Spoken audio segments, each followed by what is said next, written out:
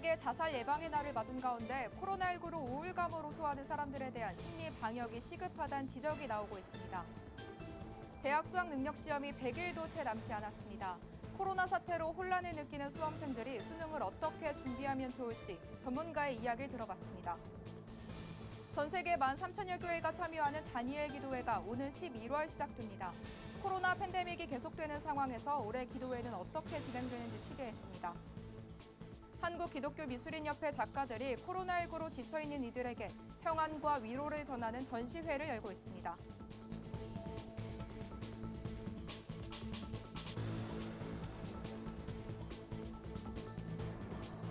여러분 안녕하십니까? 구티비 뉴스입니다. 매년 9월 10일은 세계 자살 예방의 날입니다. 올해는 특히 코로나19로 인한 사회적 고립과 경제적 불안으로 우울감을 호소하는 이른바 코로나 블루가 확산하고 있는데요. 자칫 극단적인 선택으로 이어질 수 있는 만큼 이들을 위한 심리 방역이 요구되고 있습니다. 윤인경 기자입니다. 올해 6월까지 극단적 선택으로 목숨을 잃은 사람은 모두 6,278명. 지난해 같은 기간보다 다소 줄어들었지만 코로나19 이후 우울감이나 무기력증을 호소하는 사람들은 오히려 크게 증가했습니다. 실제로 보건복지부에 따르면 지난 2월부터 8월까지 코로나 관련 우울증 상담 건수가 총 37만 4,221건에 달했습니다. 작년 한 해 동안 이뤄진 상담 건수가 약 35만 3천 건이었는데 불과 6개월여 만에 이 수치를 훌쩍 넘어선 겁니다. 코로나19 이후 국민 정신건강 실태를 조사한 결과에서도 국민 5명 중 1명이 중증도 이상의 불안 위험군인 것으로 나타났습니다. 국내 최초의 전화상담 기관인 한국생명의 전화에 걸려온 상담 전화 역시 많게는 2배 넘게 증가했습니다. 사이버 상담의 경우는 지난해 같은 기간에 비해서 53%가 증가됐고요. 전화 상담도 코로나 블루와 관련된 내용들이 과거에 없었던 내용들이 많이 증가했습니다. 코로나19 확산이 본격화된 지난 3월 이후 자살률은 작년에 비해 오히려 줄었지만 전문가들 사이에선 우려의 목소리가 흘러나옵니다. 재난 초기엔 국가적으로 위기를 극복해야 한다는 사회적 유대감으로 자살률이 감소하는 것처럼 보이지만 자살이 미뤄졌을 뿐 이 시기가 지나면 자살률이 다시 급등한다고 합니다. 실제로 우울증 관련 자살을 보면 우울증일 때 자살은 많이 일어나지 않아요. 조금 회복되는 과정, 약을 끊을 때 확실히 많이 일어나거든요. 코로나 이후에 관리가 더 중요하고 또 굉장히 세밀하게 이분들을 돌보지 않으면 훨씬 더 한국 사회에 또 다른 위기가 될 수 있다고 생각합니다. 전문가들은 언택트가 일상이 되면서 기존의 대면 중심의 상담이 제대로 작동하지 않아 새로운 형태의 사회 안전망이 시급한 상황이라며 물리적 방역뿐만 아니라 심리 방역에도 적극 나서야 한다고 강조했습니다. 구티비 뉴스 윤인경입니다. 2021학년도 대학 수학능력시험 응시원서 접수가 오는 18일까지 진행됩니다. 코로나19라는 전례 없는 사태로 혼란을 느끼는 수험생들이 많을 텐데요. 100일도 채 남지 않은 수능을 어떻게 준비하면 좋을지 현장 전문가를 만나 이야기를 들어봤습니다. 한혜인 기자입니다. 2021학년도 대학 수학능력시험 응시 원서 접수가 오는 18일까지 진행됩니다. 시험은 12월 3일 치러질 예정이며 9월 모의평가는 오는 16일에 진행됩니다. 교육부는 이미 한 차례 날짜를 연기했기 때문에 예정대로 수능을 치르겠다고 강조하고 있지만 코로나19 확산 여부에 따라 연기될 가능성도 제기되고 있습니다. 최근에는 수도권 사회적 거리두기 2.5단계가 연장되면서 수험생의 혼란이 가중되고 있습니다. 고등학교 3학년은 원격 수업 제외 대상이기는 하지만 선택적으로 학교에 가지 않는 학생이 상당수입니다. 수도권 수재 10인 이상의 학원 수업은 비대면 방식으로만 허용됐으며 독서실과 스터디 카페의 운영도 중단됐습니다. 수험생들 입장에서 보면 집에서 보내는 시간은 많거든요. 그런데 실제로 본인이 이제 공부를 많이 하지 못했다라고 하는 것 때문에 저는 자책감이 많이 클 것 같아요.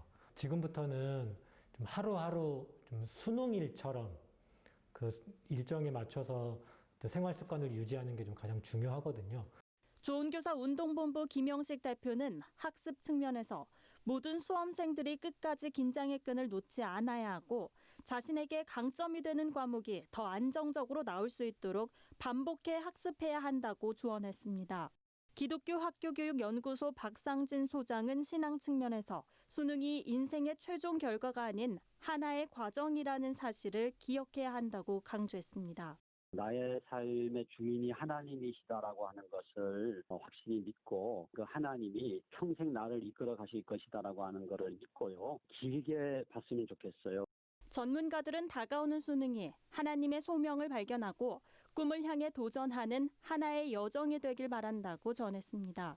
굿TV 뉴스 한혜인입니다. 전 세계 13,000여 교회가 참여하는 다니엘 기도회가 50일도 채 남지 않았습니다. 올해는 코로나19 확산으로 인해 성도들이 교회에서 모이기는 쉽지 않아 보이는데요. 기도회를 주관하는 오륜교회에선 가정이나 각자가 있는 곳에서 함께 기도할 수 있도록 준비한다고 밝혔습니다. 김민주 기자의 보도입니다. 전 세계 13,000여 교회가 함께하는 초교파 연합기도회인 다니엘 기도회가 오는 11월 1일부터 21일간 진행됩니다. 올해 기도회는 코로나19 재확산 여파로 정부의 사회적 거리두기 지침을 준수하면서 각 교회 상황에 맞게 진행될 예정입니다. 다니엘 기도회를 주관하는 오륜교회는 코로나 상황이 나아지면 예년처럼 각 교회에 모여 인터넷 생중계로 참여할 수 있지만 상황이 나아지지 않을 경우 모든 예배를 비대면 방식으로 전환하고 각 처소에서 예배할 수 있도록 할 방침입니다. 기도회 콘셉트도 가정에서 드리는 다니엘 기도회로 정했습니다. 코로나 상황 속에서 성도들이 가정이나 개인 단위로 참여할 것을 고려한 조치입니다.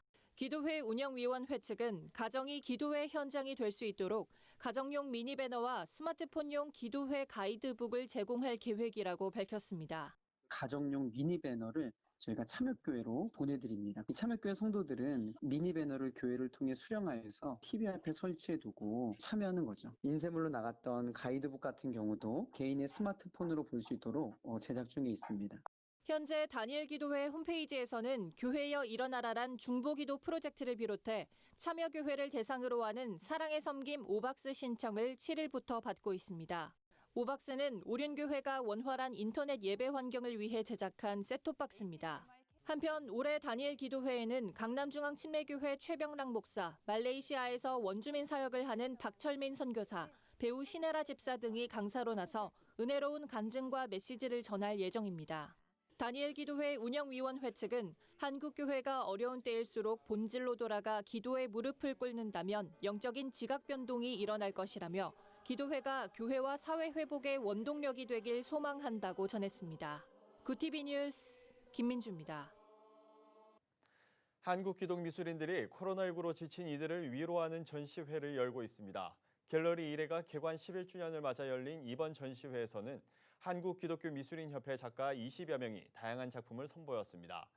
20일까지 진행되는 이번 전시회에는 한지, 아크릴, 파스텔, 나무, 펜 등 다양한 재료를 활용해 모퉁이 돌을 형상화한 38점의 작품이 전시됐습니다. 박혜성 작가는 성도들의 마음이 모여 교회 공동체가 이뤄지는 것을 푸른빛 배경 위에 네모들이 모인 십자가로 표현했습니다. 윤경 작가는 지친 마음을 열고 하늘을 바라보자는 마음을 담아 하늘을 작품화했습니다. 한국기독교미술인협회 측은 코로나19로 위축된 우리의 삶이 이번 전시로 치유되기를 바란다고 전했습니다. 오늘의 이슈 포커스입니다. 문재인 대통령은 8차 비상경제회의에서 코로나19 재확산 사태와 관련해 긴급대책으로 7조 8천억 원 규모의 4차 추경을 편성하기로 했다며 피해가 가장 큰 업종과 직종에 집중해 최대한 두텁게 지원하는 피해 맞춤형 재난지원 성격의 추경이라고 설명했습니다. 정부는 코로나19 재확산의 직격탄을 맞고 있는 소상공인과 자영업자들에게 전체 추경 규모의 절반을 투입할 예정입니다. 세계 주요 선진국 가운데 한국이 코로나19에 대한 걱정이 가장 큰 것으로 나타났습니다.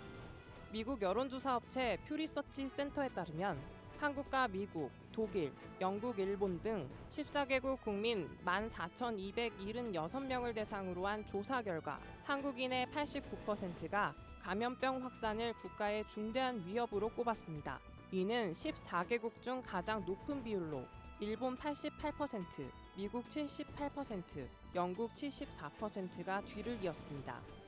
강경화 외교부 장관이 아세안 관련 국제회의에서 한반도 평화 프로세스 진전을 위한 국제사회의 지지를 촉구했습니다. 강 장관은 화상으로 진행된 동아시아 정상회의 외교장관 회의에 참석해 한반도의 완전한 비핵화와 항구적 평화 정착을 위한 노력이 계속돼야 한다며 이같이 밝혔습니다. 회의에 참여한 각국 장관들은 한반도 비핵화와 평화 실현에 있어 조속한 대화 재개, 남북미 정상 간 합의사항 이행의 중요성 등을 언급했습니다. 아파트 경비원을 이른바 주민 갑질로부터 보호하기 위한 법안이 국회 국토교통위원회 국토법안 심사소위원회를 통과했습니다. 국토교통위는 소위에서 공동주택 경비원에게 부당한 지시나 명령을 할 수 없게 하는 금지 조항을 명확히 한 공동주택관리법 개정안 대안을 의결했습니다. 대안에는 경비원이 경비 업무에 더해 공동주택 관리에 필요한 업무에만 종사할 수 있도록 하는 규정도 신설됐습니다. 서울시 등록문화재 1호에서 3호에 한강대교와 보신각 앞 지하철 수준점, 옛 통계국 청사가 각각 선정됐습니다. 국가 차원에서만 운영되던 등록문화재 제도를 시도 차원에서도 운영할 수 있도록 하는 법률이 지난해 12월 시행된 이후 첫 사례입니다. 등록문화재 1호인 한강대교는 1917년 준공된 한강에서 가장 오래된 인도교로 대한민국 근현대사의 산 증거이자 국내 교량기술 발전의 복합적인 상징물로 평가받고 있습니다. 앞으로 본인 인증이나 대화 저장, 신고 기능 등의 기능을 갖추지 못한 랜덤 채팅 앱은 청소년이 이용할 수 없게 됩니다. 여성가족부는 10일 아동 청소년 불법 성착취의 주요 경로로 지목되어 온 랜덤 채팅 앱을 청소년 유해 매체물로 고시했다고 밝혔습니다. 해당 앱들은 3개월간의 유예 기간을 거쳐 오는 12월 11일부터 앱스토어에서 청소년 유해 표시를 명시해야 합니다. 유해 표시 의무를 위반하면 2년 이하 징역이나 2천만 원 이하의 벌금에 처해집니다. 구티비 뉴스 최상경입니다. 구티비 월드와이드입니다. 홍콩과 중국 연구진이 코에 뿌리는 스프레이용 백신 임상시험을 시작합니다. 홍콩대와 중국 샤먼대 연구진은 베이징의 제약회사와 공동 개발한 코에 뿌리는 코로나19 백신에 대해 중국 국가약품감독관리국으로부터 임상시험 허가를 받았습니다. 코에 뿌리는 코로나19 백신이 임상시험 허가를 받은 것은 처음입니다. 이번 연구를 이끈 홍콩대 감염병 전문가 위안거윤 교수는 임상시험이 최소 4개월간 홍콩과 중국에서 동시에 진행될 예정이라고 말했습니다. 왕이 중국 외교부장이 중국 아세안 외교장관 회의와 동아시아 정상회의 외교장관 화상회의에 참석해 미국에 대한 불만을 쏟아냈습니다. 중국 외교부에 따르면 왕이 부장은 미국이 중국의 정책을 전면 부정하고 주적으로 과장했다고 말했습니다. 그러면서 이로 인해 중미 관계가 추락하고 있다고 덧붙였습니다. 또한 왕이 부장은 자신의 독점적인 지위를 이용해 타국의 발전 성과를 빼앗고 억압하려는 행위는 통하지 않을 것이라고 경고했습니다. 일본이 각종 법률에서 성년과 소년 사이에 걸쳐 있는 18세에서 19세의 주요 범죄에 대한 처벌을 강화하기 위해 법률 개정을 추진합니다. 일본 법제심의회는 오는 2022년 4월부터 18세에서 19세를 성인에 포함하는 새 민법을 시행합니다. 요강안은 18세에서 19세를 갱생 가능성이 높은 성장 발육 단계로 규정하고 20세 이상의 성인이나 18세 미만과는 다른 취급을 해야 한다고 지적했습니다. 특히 소년 사건에 있어서 18세에서 19세도 성인범과 마찬가지로 기소 후에 이름과 얼굴 사진 등을 공개할 수 있게 했습니다. 향후 30년간 생태 위협과 기후 변화로 인해 전 세계에서 난민 10억 명이 발생할 수 있다는 전망이 나왔습니다. 싱크탱크 경제평화연구소는 2020년 생태위협 기록부 보고서에서 157개국의 상황을 분석해 이 같은 추산을 내놨습니다. 특히 8대 생태위협에 해당하는 인구 증가, 물 부족, 식량난, 가뭄, 홍수, 폭풍, 온난화 해수면 상승 등이 원인이 될 것으로 내다봤습니다. 또한 141개국이 2050년까지 최소 1개 위협에 노출될 것으로 예측된다고 밝혔습니다. 이탈리아에서 처음으로 자폐증을 앓는 사람들에게 특화된 슈퍼마켓이 문을 열었습니다. 이탈리아 최대 슈퍼마켓 쿱은 자폐증 시민을 위해 이들의 예민한 감각을 고려해 조명을 부드럽게 바꾸고 소음도 최소한으로 줄였습니다. 이들의 인지 능력을 고려해 필요한 상품을 손쉽게 찾고 계산대까지 갈 수 있도록 슈퍼마켓 복도마다 안내 그래픽을 새겨 넣었습니다. 또한 원활한 소통을 위해 특별 교육을 받은 직원들도 배치했습니다. 쿱은 자국 내 자폐 환자 지원단체와 협력해 슈퍼마켓 개점을 준비했으며 이는 유럽 전체에서도 최초의 시도입니다. 구티비 뉴스 진은입니다. 글로벌 선교 방송단과 함께하는 교계 소식을 차진환 기자가 보도합니다. 선교대학교가 코로나19 장기화로 어려움을 겪는 학생들의 부담을 덜고자 1학기 재학생 전원에게 특별재난지원 장학금을 지급합니다. 장학금 총액은 7억 5천만 원 규모로 전교생 모두에게 소득 구간에 관계없이 1인당 15만 원씩 지급됩니다. 올바른 성경의 가르침과 기독교 정신을 회복하기 위해 모이는 건강한 작은 교회 동역센터가 코로나19로 어려움에 처한 신학대학원생을 위해 장학금을 지원합니다. 건작동은 서류와 전화 면접을 통해 총 27명의 장학금 대상자를 선정했으며 각각 30만 원에서 100만 원씩 총 2,530만 원의 장학금을 전달했다고 밝혔습니다. 기독교 윤리 실천 운동이 차별금지법 제정의 의의와 보안 문제는 무엇인가를 주제로 온라인 대담을 개최합니다. 기윤실은 차별금지법이 사회 중요 쟁점으로 떠오르는 가운데 법안 내용과 교계에 제기된 문제의식을 검토하기 위해 대담을 개최한다고 밝혔습니다.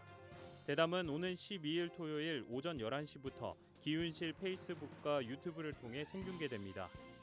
가스펠 합창단 빅콰이어가 2020 가을 분기 단원을 추가 모집합니다. 빅콰이어는 공식 SNS 계정을 통해 11월까지 진행되는 정규 클래스 35기 단원을 모집한다고 밝혔습니다. 매주 화요일과 수요일 온라인 비대면 수업으로 진행되며 자세한 내용은 전화와 카카오톡을 통해 상담받을 수 있습니다. 구티비 뉴스 차진환입니다. 코로나로 인한 우울감, 일명 코로나블루가 확산하고 있습니다. 코로나 이후 20, 30대 여성의 자살이 급증했다는 조사 결과도 나왔습니다. 자살은 개인의 문제가 아닌 심각한 사회 문제입니다. 한 생명을 살리는 일, 모두의 관심과 노력이 필요합니다. 이상으로 뉴스를 마칩니다. 오늘도 함께해 주신 여러분 고맙습니다.